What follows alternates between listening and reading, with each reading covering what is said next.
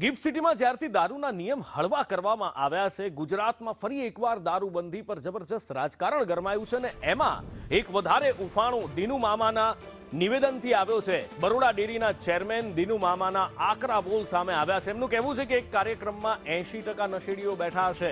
મુખ में राम बगल में छुरी वाળું ક્યારેય ભલું ન કરી શકે।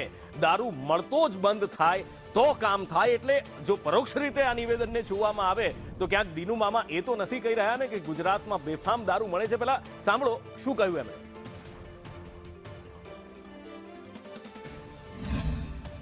सारा दिवस आपसे निराश हुई और भाई भैया कीधु कि मुझे पीने का शौक नहीं, गम भुलाने को पीता।